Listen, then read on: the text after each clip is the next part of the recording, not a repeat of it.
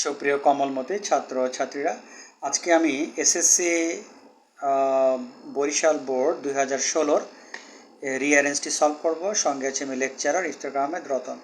তোমরা অনেক সময় ইন্টারনেটে ভুল অ্যান্সারগুলো দেখো, এটা তোমাদের পরিত্যাগ করতে হবে। তা যেহেতু আমি বোর্ড এক্সামিনার, আজকে সেই হিসাবে তোমাদেরকে আমি অ্যান্সারটি উপস্থাপন করব।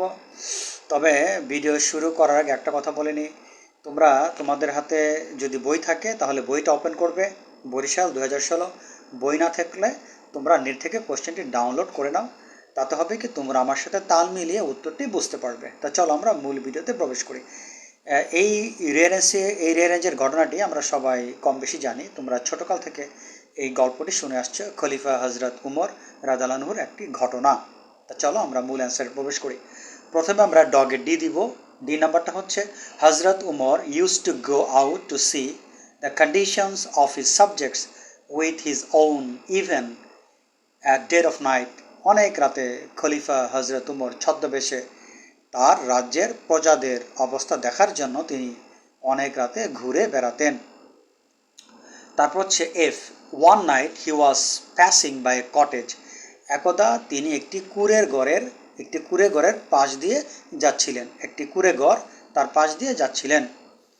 তারপর হচ্ছে H number, he heard that children were crying. তিনি শুনতে পেলেন শিশুরা কান্নাকাটি করছে।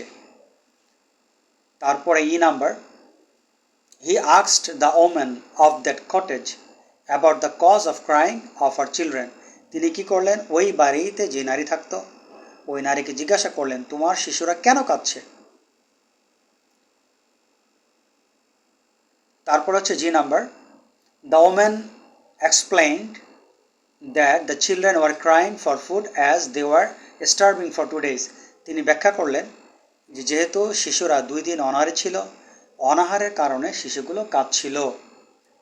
তারপর হচ্ছে তোমার ব্যাগের B, she also explained that she was boiling water in a pot only to console her children। তিনি আরও বললেন, আমি আমার সন্তানদেরকে সান্ত্বনা দেবার জন্য হাঁড়িতে পানিটা গরম করছিলাম, সান্ত্বনা দেবার জন্য। তারপর হচ্ছে এ নাম্বার, হজরত Umar became shocked and assured her of providing her with food। তিনি মহিলাকে সান্ত্বনা দিলেন যে তুমি চিন্তা করো না, আমি তোমার জন্য খাবার নিয়ে আসছি। তারপরে C, he instantly went to the godown and carried a sack of food himself for that woman. তিনি সেই নারীর জন্য নিজে খাবার বহন করে নিয়ে আসলেন এবং ওই খাবার আনার পরে শিশুরা এবং শিশুদের মা সে খাবারটি খায়। তার মানে আমরা যেটা বুঝলাম সেটা হচ্ছে যে খলিফা হজরত উমর একদা তিনি কি করছিলেন, মধ্যরাতে তার প্রজাদের অবস্থা দেখার জন্য ঘোরাঘুরি করছিলেন।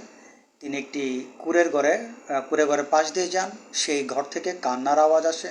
তিনি সেই ঘরে প্রবেশ করেন এবং নারীকে জিজ্ঞাসা করেন, কী ব্যাপার, শিশুরা কেন কাঁদছে। তখন নারীটি বললেন, তারা 2 দিন যাবৎ অনাহারে, এর জন্য তারা কাঁদছে, আর আমি তাদেরকে সান্ত্বনা দেবার জন্য একটি হাঁড়িতে শুধু পানি গরম করছিলাম।